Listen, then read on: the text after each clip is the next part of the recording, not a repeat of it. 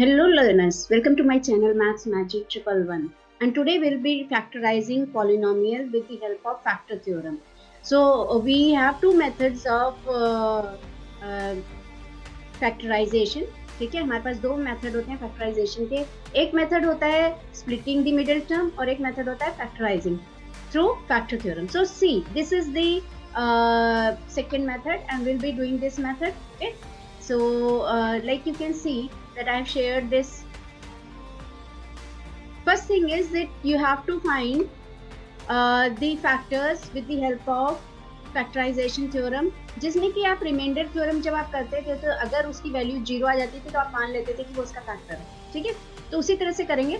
12x square minus 7x plus 1 ये NCERT की ही exercise है, उसी में से मैंने क्वेश्चन लिया है फैक्टराइज करने का.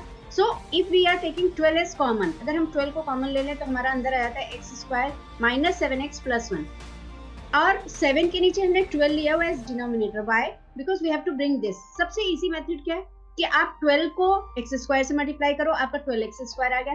आप 12 को 7/12x से मल्टीप्लाई करो, आपका 7x आ गया.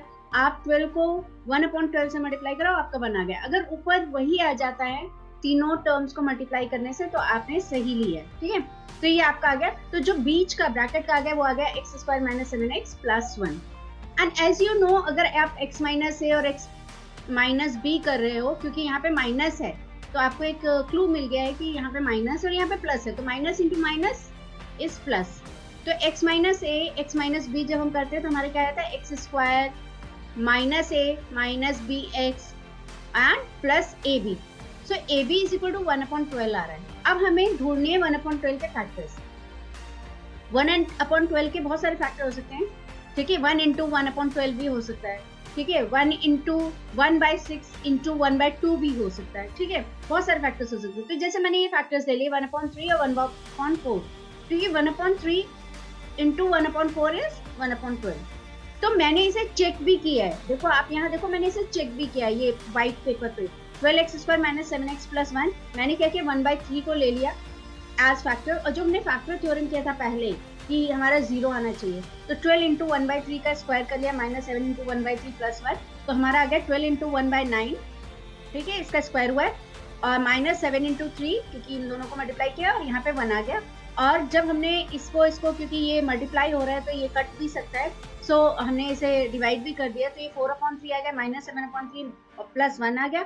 लेकिन जब हमने इसे एलसीएम ले लिया तो यहाँ पे हमारा 4 ही रहा, यहाँ पे माइनस 7 ही रहा, लेकिन यहाँ पे 1 इंटू 3 हमारा 3 हो गया.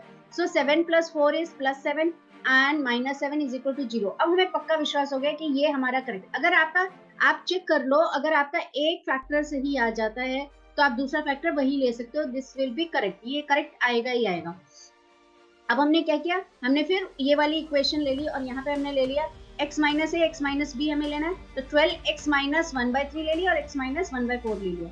अब आप देखो यहाँ पे 3 इंटू एक्स हो जाएगा क्योंकि हमने 3 को एलसीएम लिया है, और यहाँ पे 4 इंटू एक्स हो जाएगा क्योंकि हमने 4 को एलसीएम लिया है. नीचे हमारा 3 इंटू 4 आ गया, 3 इंटू 4 इज 12. सो 12 और 12 कैंसिल हो जाएगा और हमारा फैक्टर आ जाएगा 3x minus 1 multiplied by 4x minus 1. In this way, you can find the factors of a polynomial with the help of factor theorem.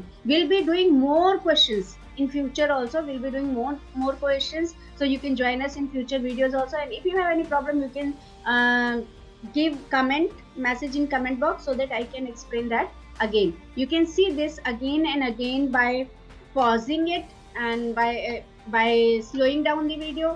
You can see it again and again. In this manner you'll be able to understand this method. This method is very easy, and both the methods you have to do splitting the middle term as well as factorization method. So learners, I think this would have been very helpful for you.